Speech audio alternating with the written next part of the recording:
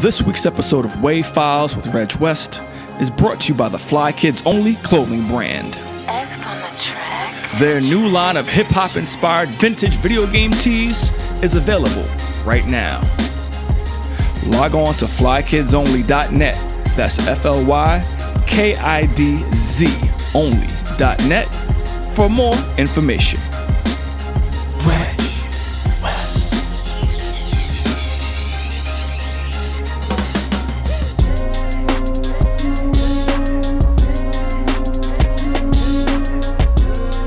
What up, people?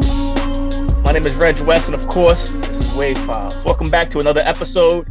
On this week's episode, it's another one of my good friends. I've known him a very, very, very long time. We've done shows together over the years. We've broke bread together over the years. We've laughed at the situations in front of us over the years on many, many, many occasions. This man wears multiple hats. He is a hustler like none other. Ladies and gentlemen, I want to introduce you to my friend, Torae. Torae, what up, brother? Reg, what's going on, man? Thank you for that magnificent introduction, bro. I was like, wait, is somebody else on today? I thought it was me. Nah, it's you. It's me. Got it. Listen, so as people have been watching over these episodes, I think they might get an understanding that I'm talking to my friends, people I care about, people I trust, and people that I think they should get to know. They might know you from, let's see, you're a exceptional rapper with, you know, the bars on bars. They might know you from being the SiriusXM host that they trust with the likes of Stephen A. Smith and all these magnificent people to interview.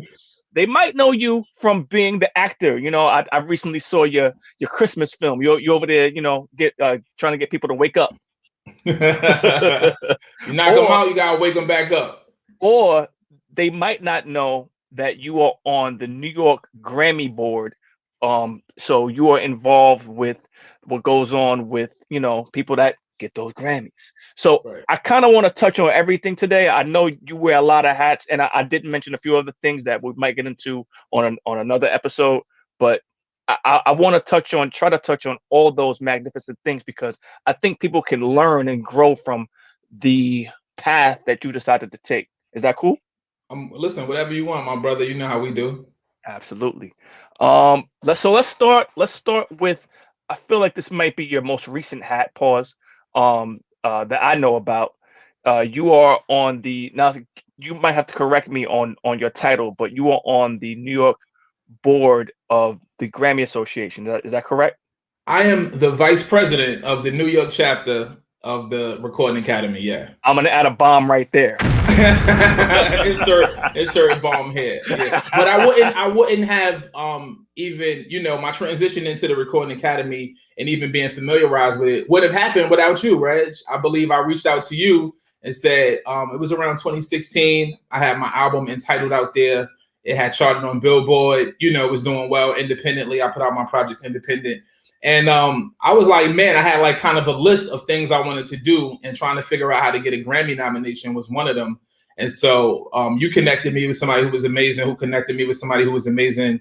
And 5 years later, you know, VP in New York. Nah, man, listen, that's one of the things about Torae, people, that I really, really admire. He's never comfortable in any situation. There's always growth. There's always a plan to level up, and not just for himself. It's a plan to help. You know what I mean? Like I know he's always out there to try to evolve and grow the culture, not just get himself on a Grammy. Right. But that is a goal. Well, that was the selfish part, right? I was like, how do I figure out? Because I didn't know what it took. I didn't know if an independent album could do it. I didn't know, what type of recommendations, notifications, what you needed, right? And so for me, it was a learning experience. And once I figured out what it took, I was like, I need to share this information with my people. And the executive director of the New York chapter really took a liking to me. And it was around the time when the Academy was looking to make some change. They were like, listen, we know that we suck in this hip hop and R&B space. We need people that understand it. We need voices from that community to be a part of this. And I think my introduction to everybody at the time when they were looking for people like me was just a great time. And I was able to move up through the ranks. So I remember the year that me and you went to the Grammys. Word. I forgot we went to the joint together. So I remember like I hit you like, yo, like, cause you were just making your way like in, like I remember you called me like a month or two prior, maybe like even like 6 months prior, like, yo, you got to enter the Grammys. I was like, yeah, I got you. Swoon. And then like maybe 6 months later, like the Grammys was gonna be in New York. I'm trying to get a ticket. So I'm like exhausting all my avenues. No. I hit you. You're like, nah, I don't have one yet, but I'll let you know if something comes through.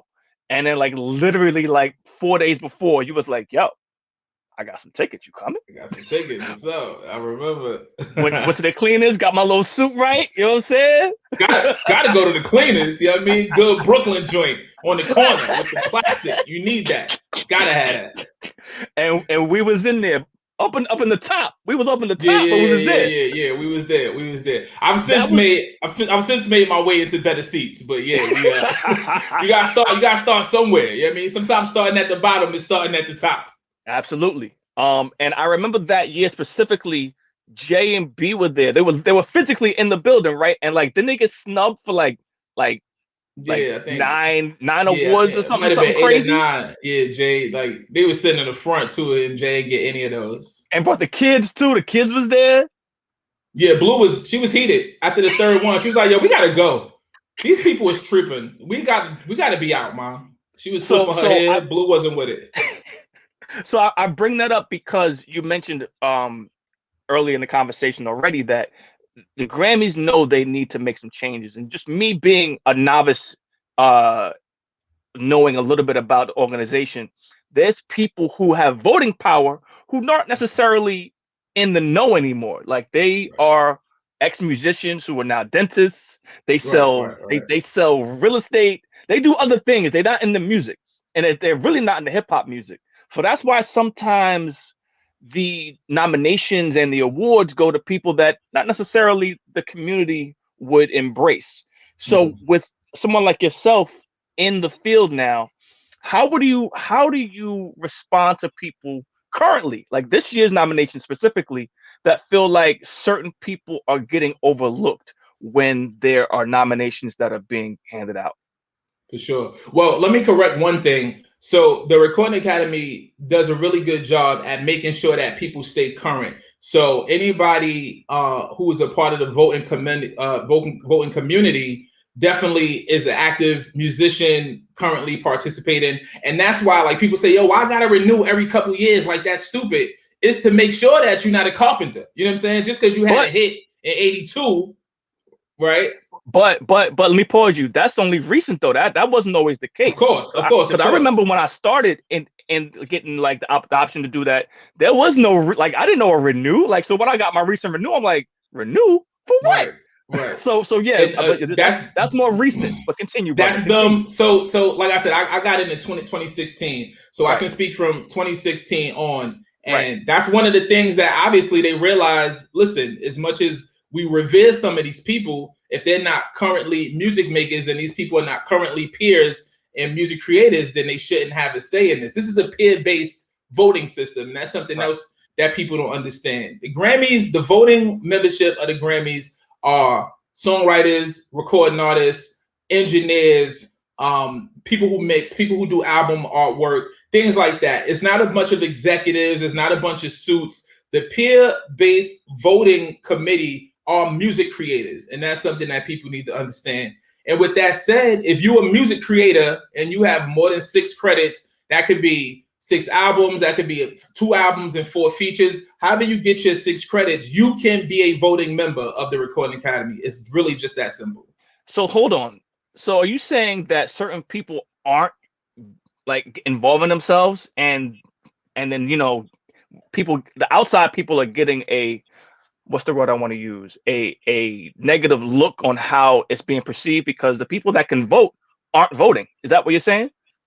Reg, it was hard enough getting people to vote for the president of the country that they live in. You think more bombs inserted right here? More bombs. Yeah, no, and I don't know if people fully understand that. And that's one of my things with the Recording Academy is that you have to do a better job of letting that be known. You know, there has to be more of an understanding of what it takes. Like I said, it was like the Wizard of Oz. I just wanted to go behind the curtain and see who was managing shit.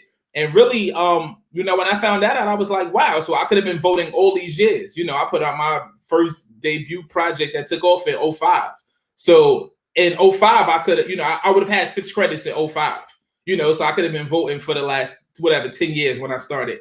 But that's something that people need to be aware of. If you're a music creator, if you're an engineer, if you're a producer, if you're a songwriter, you know, there's all types of awards for artwork and all type. Like if you got ill album artwork, all that shit, as long as you're a creator and part of the creative process, then you can be a voting member. So long as you have credit somewhere on the album, I don't care if you got an ad lib, like you can be a part of the process. No. So like no exec. So if you're an executive producer, then you know if that's like different, right? But if you on the creative side is what I'm saying. Yeah, if you're on the creative side, then for sure. Got you. So you still feel like that's the disconnect. Like people aren't getting the notifications that they can vote. That's what you're saying? It's part of the problem. I mean, you know, it's layers to it, right? All of this shit is going to take some time to, just like it takes time to build it, it takes time to restructure it. And especially when hip hop and R&B is the driving force in the culture right now. You look at the charts, you look at the top 10, you know, we constantly holding 6 or more spots in some capacity. And, you know, the industry, the music industry, the money being made in the industry is solely coming from the fact that people are buying streaming albums again and there's money to be made again. And a lot of that is due to the hip hop and R&B community. So It is a difficult task to get people involved. Like I won't say names, obviously there's anonymity, but I remember one year somebody beefing about their album not being nominated that was invited to be a part of the process and opted not to. So you can't, like, you can shout from outside the building all you want, but go inside the building and bang on tables and make noise and ask for change. And that's part of what I'm doing here, like using my relationships, using my voice, my platform to just try to further educate people about the Grammys. That's one part of the Recording Academy. That's not even the best shit, honestly. Right. So tell them more.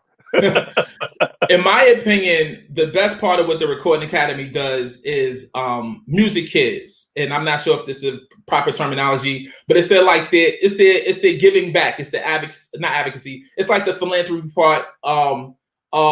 So I'll just tell you a story. I had a friend who is a music maker, got sick, had some hospital bills, had a GoFundMe up, and I said, I'm going to put you in touch with Music Kids because I know that they do things like take care of stuff for people. Long story short, he thanks me to this day. Yo, they paid my rent for this amount of months. Yo, you know what I'm saying? So like, if you on the road and your tour van get broken into, all your equipment is stolen, Music Kids helps with that. If you behind on your rent, you know what I'm saying? Like, I forget the exact number. They gave away millions and millions of dollars since COVID-19 started. You know, there was a immediate relief fund like back in March, April, as soon as COVID popped off, when people were saying, yo, South by is canceled, A3C is canceled, Coachella is canceled. They were sending out $1,200 just off the rip. You know what I'm saying? Like, so Music Kids is a really, really amazing part of the Recording Academy that I love. There's also the advocacy of what they're doing for songwriters to make sure that people get paid, not only on the publishing side, but get paid from their radio spins. You know what I'm saying? For artists, right? Because this is something that people don't know, and like, stop me if I get boring. But if you hear a song on the radio, the artist does not get paid because their song is playing on the radio. The songwriter does. And sometimes that's not the same person. I'm a songwriter, so I'm gonna get paid regardless. But you know, as an artist, sometimes a lot of your favorites, if they don't write on that song or they don't have writing credits on that song, they won't get paid if it's a hit or not. And so that's something that they've been advocating for. The MMA that was just recently passed. Just so many different things. Obviously, the creatives like to create and don't like to be involved with all of the back end shit. But that's the stuff that, listen, that's where your legacy is. That's your retirement plan. That's where your kids is going to be able to eat. So I would implore everybody who makes music to understand the back end and the mechanics of how these things work. But those are just some of the things that the Recording Academy does. This Grammy in the schools, you know, Grammy U, where you got young people who want to be in the music industry but don't have any connections, don't have any ends. If you're a part of Grammy you can sit down at the table with the likes of some of your favorite artists, musicians, and things like that, and really get a foot in the door. So it's bigger than that award show in January. I know that's the shiny, cute part of it, but like the other 364 days, it's a lot of important work being done. Well, you just summed up in a nice whole little bubble for us, Mr. Torae. We appreciate that. No doubt. You said something that I think is going to be a great segue for us. You talked about artists, creators want to create and not think about the business side of it, which is true, right? Like you hear about painters like what Van Gogh, whoever, like they died broke, Right. but their art is worth millions and selling and flipping, and like that's just the mind of a creative. You have to kind of have both. I remember years ago, me and you were in the car together taking a ride somewhere, and you were playing me some material that you wanted to release, and you were like, yo, what do you think about this? What do you think about that? I'm like, okay, well, this is dope. That's cool. And you were all about releasing it yourself. Like I'm straight independent. I'm not trying to do this with nobody. And someone else's name came up. I won't say that person's name, but we got talking about that person because that person wanted to always be a part of a bigger brand, and was always getting stifled because that bigger brand was always, yeah, we're not ready for you. And you was always like, why don't you just go do it yourself? Right. You've always been the type of person to want to figure it out on your own. How did you get that energy? Because I remember you putting out all your projects you drop on your own, and you got these projects in TV shows, in video games. It's not just, song streaming on Spotify and Tidal.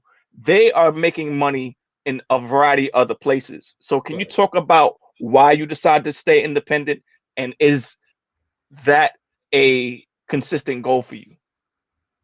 For me, initially, right, I didn't even know that there was an independent space, and it probably wasn't when I got introduced into the music, when I fell in love with it in the 90s, that sweet spot, that golden era. I just wanted to make albums. I wanted to be in the record stores like Mobb Deep and The Lox and, EPMD and all of my favorites. And it just was timing. It was a timing thing. When I started to get my footing in music is when the business was changing. And, we've seen the business change over and over again, but the business was changing. The music that inspired me, the sound that I was so enamored with and created wasn't the most popular sound. People want to call it boom bap or say, Primo or Pete Rock or whomever, right? Just the shit that I wanted to do, they was like, listen, first of all, that shit don't sound like the radio no more. Second of all, we not fucking with New York. We off New York. The sound had moved to Atlanta, right? We down south now, right? We down south. The sound had moved to the south, and they were dominating.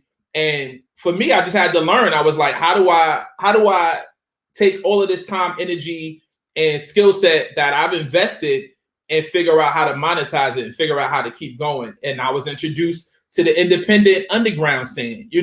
We went from B Street to Fat Beats, you know what I'm saying? Like doing vinyl, doing just understanding that there was still an audience that looked for the type of music and the sound that I made, figuring out how to make contact with those people. And then, it was right around the time of the break in the internet. So there was a direct to consumer business model that was introduced. And for me, after that, it was just trial and error. Put a project out, learn from it. Put a project out, learn from it. Partner with Duck Down in 2009, one of the biggest indies, learn from that. Partner with Empire in 2013 or 14 on a project, learn from that. But everything that I did, it wasn't because I woke up one morning and said, yo, I want to be the king of owning my own shit. It was really like learning, trial and error, and just continuing to grow from every experience. You know what I'm saying? Like, there was no L's, there was no losses. It was a bunch of just times where I learned, times where I hit the mark, times where I exceeded the mark, and times where I fell short of the mark, but knew what I needed to do on the next go round. I follow you. So the dope thing about you, to me, is you still consistently put out music, but on top of you still consistently putting out music, you're a host now. You have a show on SiriusXM Radio. But before we talk about SiriusXM Radio and how you got there, I remember when you started just hosting shows, when shows were a thing, right? When we Right. could be outside. Remember shows? Oh my God. And I remember, oh damn, I was about to tell a story, but I don't want to kill somebody. You hosted a show.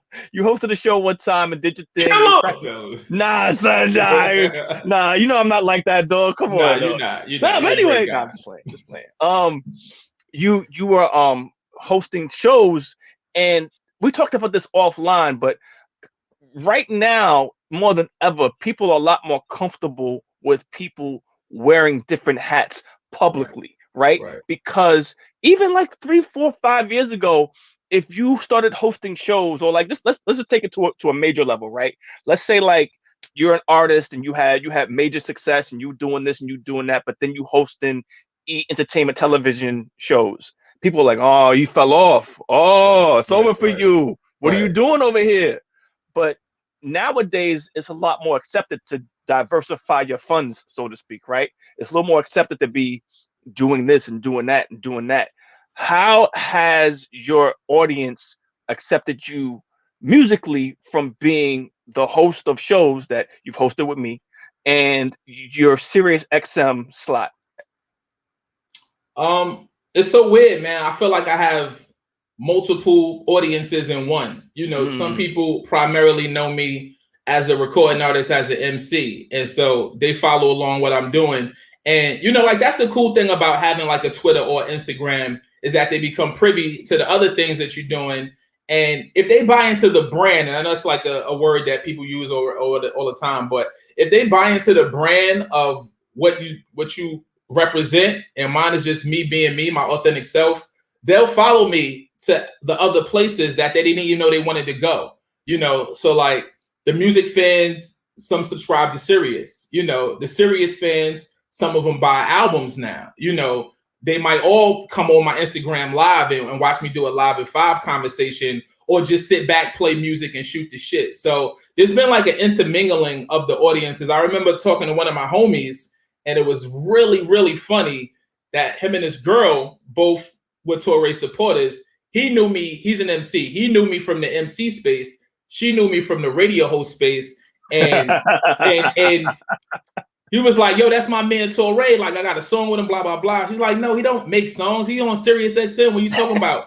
And he had to holler at me and really put it together for her to realize, like, it's the same guy. Like, Torae, the MC, is the tour guide, Torae, on Hip Hop Nation. But I love it. You know, for a long time, I was like, damn, I wish everybody just knew the music. Like, everybody knew I rap. But then I realized that wasn't my path. That wasn't my plight. And the millions and millions of subscribers that SiriusXM has are my fan base, are my audience. I wanted to be on the radio, right? Every day. Right, I didn't tell God right, specifically how. right, So you gotta right, be very specific in your ass, right? I right, want to be on the radio, God. I want millions of people. Oh, you got them. As a right. host, SiriusXM. You got your Yo, 10,000 that's gonna buy your album, and you got these people over here. So I've learned to appreciate them all. You know, they all keep this thing going. And I just enjoy it. I enjoy it, man. I'm like an intricate part of people's lives on the regular basis, whether I'm making a song or not. And you know, that's beautiful because I feel like the energy that I give off and the conversation that I give off is that of life and positivity. So just for me to be, you know, whether you play a song at a wedding or you ask me to come in and speak at your kid's graduation, it's like, wow, you know, I've been able to really impact people in a real way, which is like beautiful for me. can you tell people how you ended up at SiriusXM as a radio host? Because so just everybody know I had my show on SiriusXM for a while. For sure. Reg, you tell him I was your photographer a couple of them days, though. Tell him that. Yes, you was. Yes, you was. Yo, Torae used to come through with the yo. I hold that. Click. Yeah, right there. Go right by the stairs. I got you. Yeah. I remember when you started at Sirius, and you were on, what was it, Sundays, late night, overnight, and they had you recording in the little cubby in the back with you know what I'm saying, with the one little light bulb, the phone booth, the phone booth joint, the 40, not the 40, little 40-watt light bulb in the corner. Maybe that's why I like my space this dark now, right? Maybe that's why I'm programmed. And you've since evolved into them trusting you with the big names when they come in to be interviewed while they're doing their promo runs. Can you talk about how you got to Sirius and your evolution? I think people can learn from that process. For sure. I'll try to give you like the short, fun version. But, you know, like we spoke about me being an artist, right? As an independent artist, I'm pounding the pavement. I'm running around. I'm making connections. I'm meeting people. One of the people I met in my journey was DJ Eclipse from Nonfiction, manager, part of Rocksteady, goes on and on. DJ Eclipse also used to manage Fat Beats, the record store. So when I was trying to really like get my footing in the game, Fat Beats was a place that you needed to be. You needed to have your vinyl on the wall. It needed to be next to the Nas record. It needed to be next to the MF Doom record. Like that was the important part of it, right? And so DJ Eclipse took my music on consignment. When I had my first vinyl, you know, he supported me. He supported the music, put it out there. I sold some records. He also let me come up on halftime show multiple times with myself and my group and rhyme. And he had become a real friend in this business, like a really ally and assistant, a help, and all of that. And so DJ Eclipse had a show, or still has a show on SiriusXM, Rappers Out of Control. He said, yo, Tor, I'm in need of a new host. I think you would be dope at it. I was like, nah, you bugging. I don't want to be a radio host because I'm a rapper. But the quick knee-jerk reaction of any artist. How dare like, you? What you mean? Like, How you know, dare you disrespect I get me? busy. Like, don't ever disrespect. You know, but because it was Eclipse, it's like you, Reg. If you ask me for something, even if I'm reluctant, I'm gonna try it because it's coming from a person I respect, a person I love. And so Eclipse was a guy who had given me multiple shots. You know, and like I said, I'm giving you the short version, but he had helped me so much up until that point in my career, I couldn't outright tell him no. So I said, well, I'll try it. I'll see if I like it, whatever. And I ended up doing the show with Eclipse for like 3 or 4 years. You know, this was the underground show. This was the 10 to 12 Sunday night. You know where they slide hip hop at, right? But it was the boom bap show. And after those years had passed, I said, man, this building, I know the magnitude of this building. I know the importance of the people that come through this building, but I don't really get a chance to benefit from that Sunday nights from 10 to 12.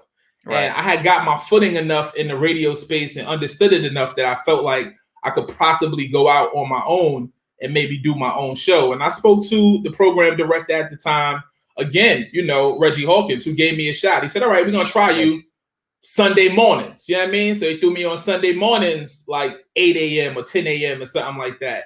I had my Sunday morning show for like 2 months or 3 months. And then DJ Ski, who was on Hip Hop Nation, left to do, you know, Dash Radio and all the amazing things he has going on with the Ski Lodge. Out of here. When he left Sirius, that spot, his Monday through Friday evening drive, and for people in the space, you know how important that time, you know, that day part is. His Monday through Friday, 5 to 10 or 5 to 11 show was in need of a host. Yes. And they said, we're going to try you here in the interim until we figure out what we're going to do. And I've had the show for 7 years. So drop bomb right here. Yes.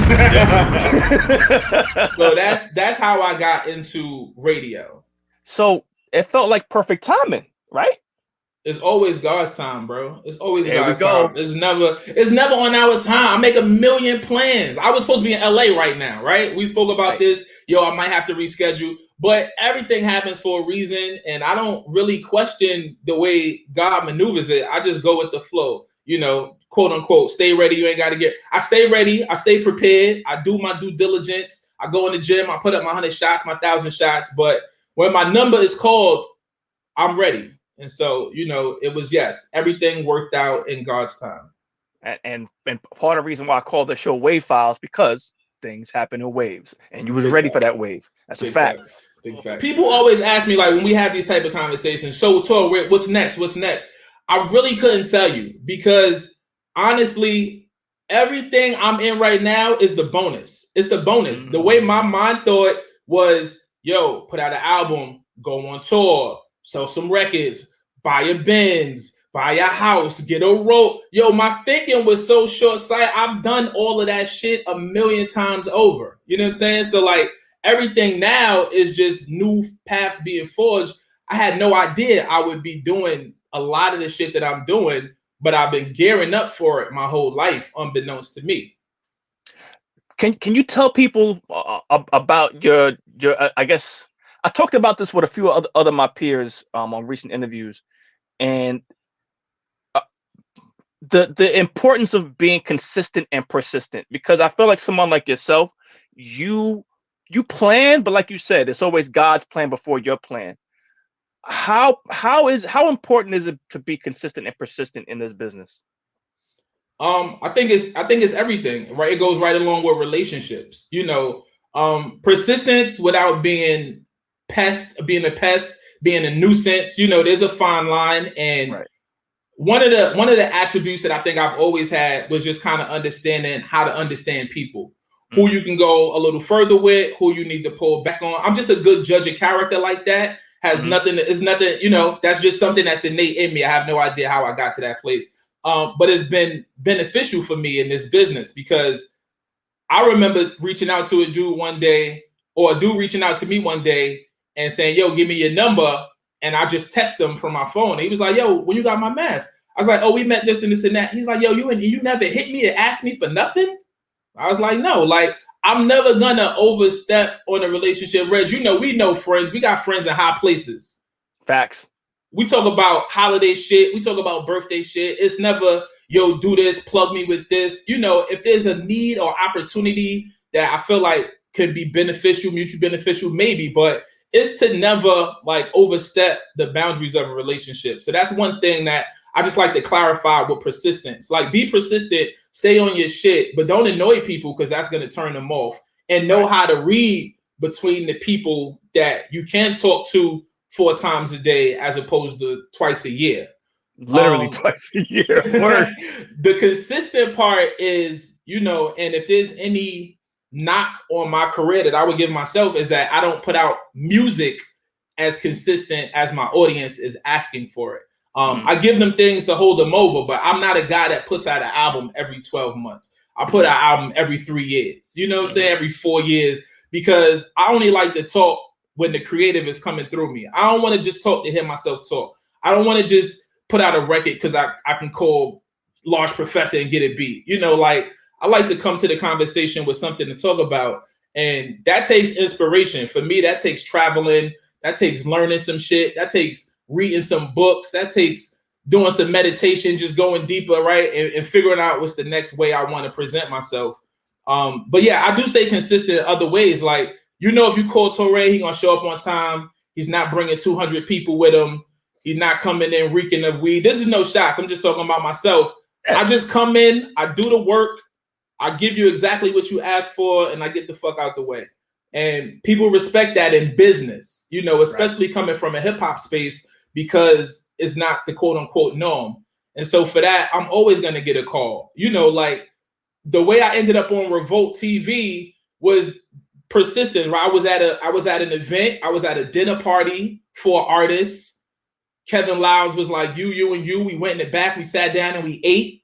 And across the table was Kelly G, who, I had knew his name, right? That's another thing, is being knowledgeable about the people that are in this business. So when I see a person, 9 times out of 10, I know who that is. I know a little bit of their resume. Everybody don't do that. I'm kind of like a nerd. I'm like a rap nerd, right? It's like I'm a nerd about certain shit. So I see names on credits. Oh, this is executive producer. Oh, this is the person that did this. Or this is the music supervisor.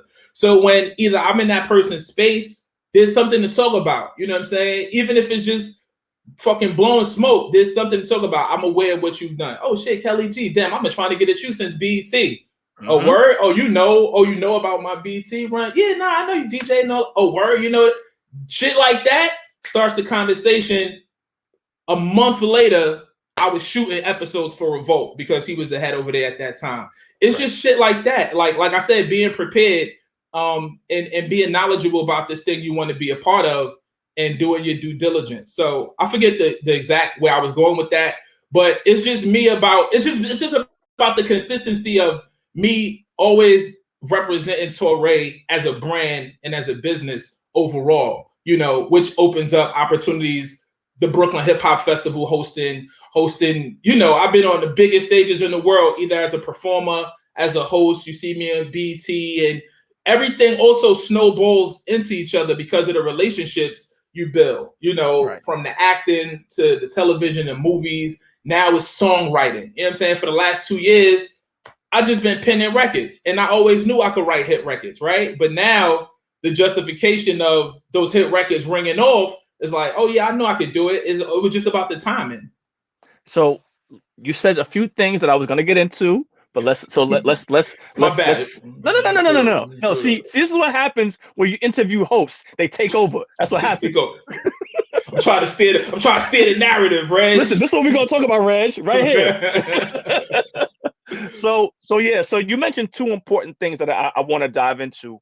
You mentioned your acting and you mentioned the songwriting. The songwriting, I know, like you said, for the past couple of years has been prevalent, but we'll tackle that last. Let's talk more so about your acting. You've been acting for a very long time, but more recently, you've been getting the looks.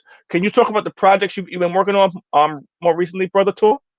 Yeah, man. I'm so excited. I just literally my lawyer just sent back like the contract, right, for something else, a part I've been offered.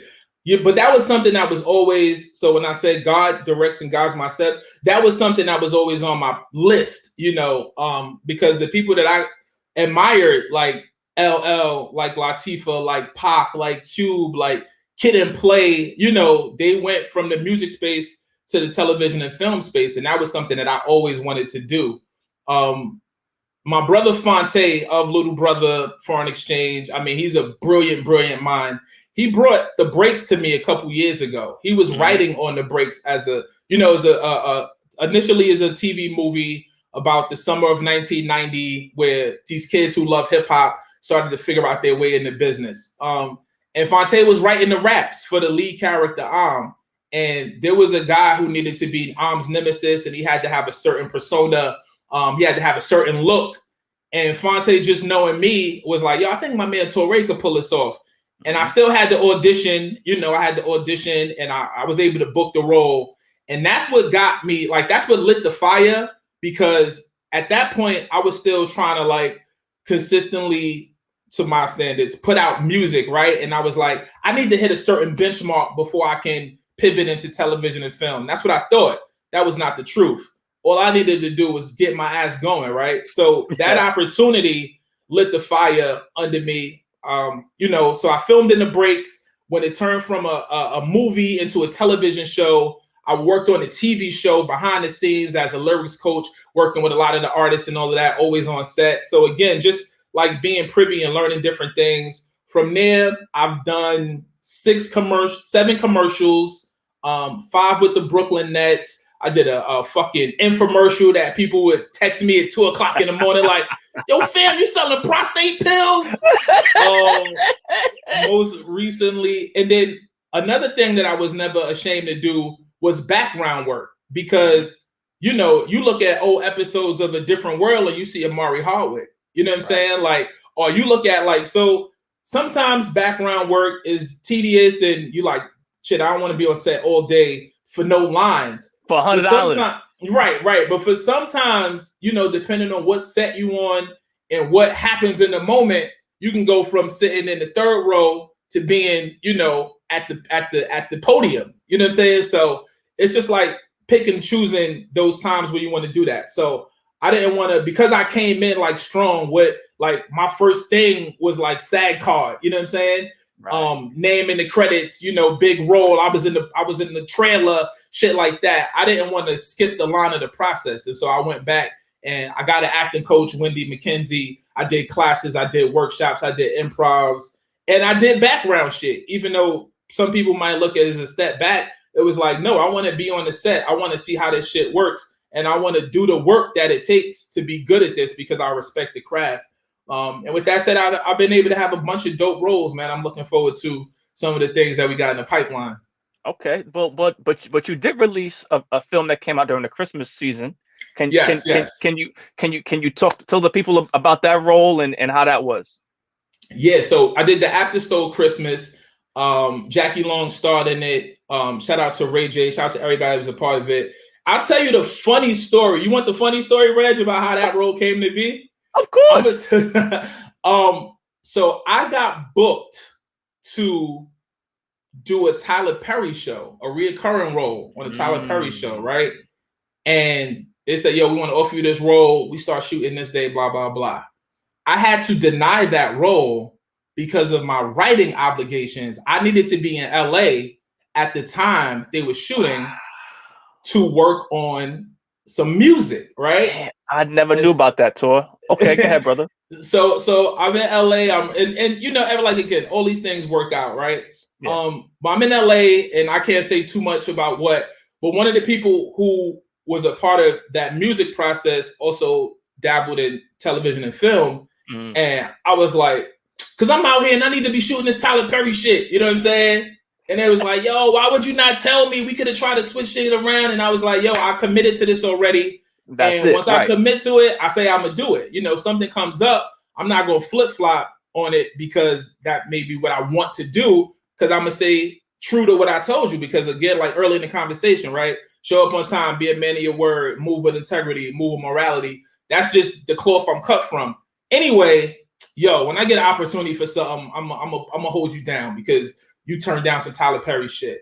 And fast forward, yo, I'm working on this movie. It's a small role, but I want to offer it to you. My initial role in The App That Stole Christmas had like 2 lines, right? My 2 lines turned into 4 scenes with multiple lines, you know? So again, it's about showing up, being prepared. The director saying, oh, nah, you can do more than just say that. Yo, give me this. Yo, improv on this. Yo, how would you react to this? So it's like really dropping into the character and bringing more to it than they even expected you to do. And, you know, so the flyer part about that is that it was released on Netflix. Initially, it was going to theaters, but pandemic. It was released on Netflix, right? And they used me in the Netflix trailer piece. So just as you browsing through Netflix, even if you didn't want to watch the movie, people who know me, and I've seen so much of that, yo, I was just browsing, I saw your big ass head. You know, I got 2 million of those in my phone right now. You know, so I told the people, I said, yo, listen, you might want to use me in this joint because my face, yeah, I mean, this recognizability right here is helping your streams and all of that. But it was dope. It was actually the first thing that I've done that like I was able to share. Like my grandmoms watched it. You know what I'm saying? Like it's a Christmas movie. It's no profanity. It's a feel good story. So I was able to like really enjoy that with my whole family. My churched out cousin, you know, she was like, I love that. I watched it 2 times. You know what I'm saying? Like, yeah, because I wasn't talking that dirty shit. Right. So they'd be like, yo, can I listen to you Sirius? I'd be like, no. No. I want you to turn on when Throat Baby is on. So, yo, that song, my guy, Jesus that song Christ, is wild, bro. Yo, that song is wild. That song is wild. You know, they say pop. Yo, we had Akinelli, right? We had Put It in Your Mouth. It's just a different time. We 20 years removed from that. And Uchiwali. So you know, it's okay. It's all right. For sure. Let these kids have their fun. Dog, man, I love it. I love it. Just to back up a second. So you said that you ad-libbed your scenes. So the director was like, "Yo," they saw your act and you were like, "Yo, do more." So what we see, what we see is you adding lines to the film. That wasn't written for you. Right. It's so funny. I was going through my Google Drive when I got the new offer, and I saw the actual sides from the movie. That's the lines. I saw the lines from the movie. I was like, yo, that's all they wanted me to say. You know, so yes, what they wrote is in there, but of course I was able to ad-lib and just bring more life to the character, right? Like, what would I say if I was a security guard that knocked out my boss?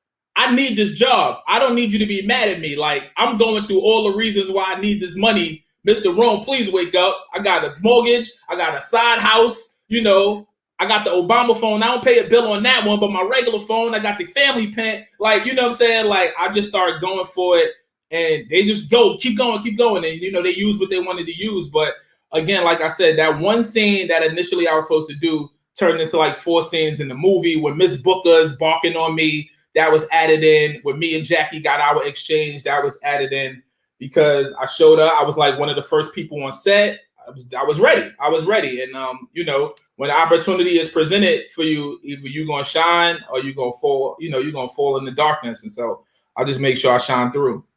Speaking of being ready, none of us was ready for this COVID wave that happened literally a year ago. Right. Has it affected you at all? Like on a business level, outside of shows? Obviously, you know, like we're not doing shows. Like, so how much have you had to pivot since COVID happened? Man, I'll be honest, Reg. I'm so blessed, man, that outside of the live performance aspect in the shows, I really haven't missed a beat, bro. You know, I built a new crib. I built the crib like 3 years ago, and my plan was always to have a studio in the crib. So I was able to build out the studio and, you know, have a room where I could record my show. So I can still do my show from here. Obviously, there's a bunch of technology. Everybody is accustomed to Zoom now. I wish I would have bought stock because I've been using Zoom for years. You know what I mean? But I haven't really missed too many beats, bro. You know, outside of losing people, which is really important, and not necessarily being able to have that human interaction that is very, very vital to human survival. I've been okay. I know a lot of people in a lot tougher positions. I'm so grateful, man. Like, I got the space to do what I want to do and to not be cramped. And even with the wife and kids in the house, I ain't even got to see them. Everybody got their own corner they can be in. There's a lot of square footage in here. So, you know, that's the advantage. That's the advantage of moving to the South. You got space in the South. Yeah, there's a little space. Yeah. You know what I'm saying? Like, you could have had an echo, but they can't hear you. I soundproof the room, so you can't. But I remember, like, I think about, man, what if I was still in Coney Island? What if I was still in the projects in that, you know, 800 square foot joint, you know? So I wasn't judging the people that was outside. I was like, man, they might live with 4 other people. Grandmas might got the air, you know what I'm saying? Like, you always got to be mindful of the shit you come from. Just because you a few steps removed from it, don't forget about it. You know, don't forget about it. And I was even explaining that, like, to my oldest, Taylor, like, yo, but people, I'm like, yo, Tay, you got to remember, like, everybody don't have these luxuries. Like, they can't just go in the front yard or the backyard and get some, like, they got to be out and about. And so, you know, I lost a lot of people during COVID, you know, some industry friends, some real life friends, some people from my neighborhood. So that part was difficult. Like, last year was a real difficult year of loss. But for me personally, it's not too bad. And I'm a homebody, which people find hard to believe because I'm a public figure and I'm on the scene or whatever. But, like, I go through the minimal. I show my face. I see Johnny. I jump in the camera. Johnny Nunez. Yo, Johnny, word. And I'm out. Yo, Johnny got it. I was there. You know, and I'm right back to the crib. So for me, I really haven't skipped a beat, man, which is a super blessing. Nah, it's great. But I with that, you've actually added more to your resume. I know you got the Hard to Earn joint, which is do with Bonzu. Right. We got the Live at 5 joint. Yes. You know what I'm saying? You're over here doing your DJ sound effects with the music and all that. You know what I mean? Reg be watching me, judging me. Look at this. Constantly. This is my friend. That's what I'm supposed to do. Look at him hiding that blend under the air horn. Look at him. But no, see, listen, that's such DJ talk. So I respect that. You know, you hiding your blend with the air horn. That's what happens sometimes. Oh, this is a little rough. This mission a little rough. Yeah. Blend. Yes, sir. Yes, sir. How is that being received from your end with you adding these shows to keep people entertained while most of us are still in the house? You know, it came about organically, honestly. You know, the Live at 5s, I was like, so just to jump back a year ago, if people remember, I had announced, or Billboard actually broke the news that I was doing a course at Mega Evich College, the music industry course, right? I was going to bring in publishing people. I was going to bring in radio people. I was going to bring in lawyers and just give the aspiring music professionals and creatives some of the tools that they did not have, that I had to learn through trial and error, that I had to learn through a 15-year career at that point. I was like, a lot of people were being taken advantage of. People were signing bum deals. We've been hearing about bum deals since I was a kid. We still hearing about bad deals. We still hearing about unfair practices. you know. And so I was like, I want to use my platform and my relationships and my cachet to help better this shit. Like I could sit here and say that's fucked up all day, or I could put boots to the ground and do something to make it better. So I had this course all lined up at Mega Evis. We had the students, we was ready to launch. And then it was right, you know, COVID hit us, and I wasn't able to do that. So I was like, well, what I want to do, fast forward, you know, into COVID, I was like, what I want to do is at least be able to answer some questions. So I put it up on my Instagram. Yo, if you got any business industry related questions, I'll jump on at 5:00 tomorrow and we'll talk about it. You know, I'll answer. I'll take like 10 questions. That turned into, you know, those 10 questions was 100 questions. So I had to do it a few times.